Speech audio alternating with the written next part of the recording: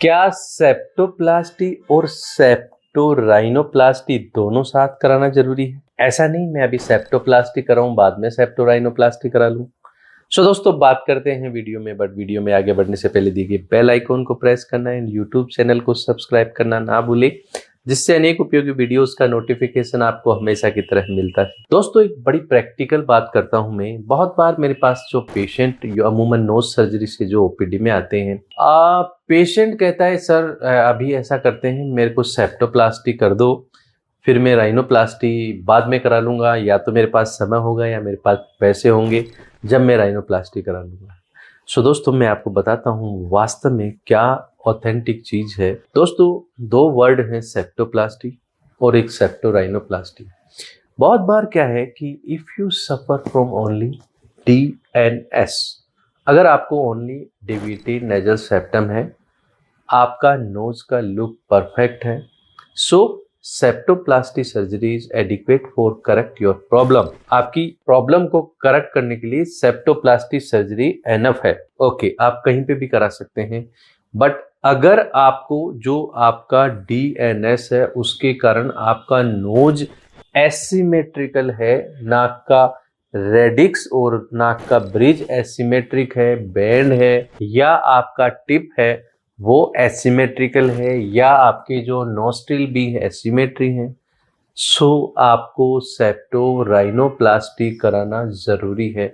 अब मैं आपको बताता हूँ क्यों जरूरी है। क्योंकि अगर आप सेप्टोप्लास्टी सर्जरी कराते हैं तो बाकी आपकी जो डिफॉर्मिटी, आपका जो लुकिंग है वो वैसा का वैसा ही रहेगा, उसके बाद करेक्ट नहीं होगा। नंबर 1। नंबर 2, दोस्तों जो नाक का सेप्टम है वो पूरा ऊपर से, जैसे हमारा एक टेंट होता है और ये जो टेंट है, इस टेंट के बीच में हमारा सेप्टम है, तो इस सेप्टम को सीधा करने के लिए इस टेंट से सेपरेट करना जरूरी होता है।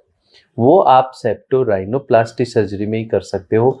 ओनली सेप्टोप्लास्टी सर्जरी में अगर खाली आपने इसको सेपरेट करके या काट दिया तो पूरा टेंट कोलैप्स हो जाएगा।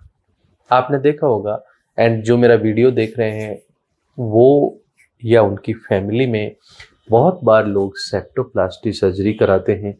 उनका नोज बहुत अच्छा रेजिलेंस होता है, नोज के मूवमेंट होते हैं, लेकिन कई 6 महीने या साल भर या 2 साल बाद अगर डिफॉल्टी DNS सेप्टोप्लास्टी की जो टेक्निक होती है, उनका नोज नीचे आ जाता है।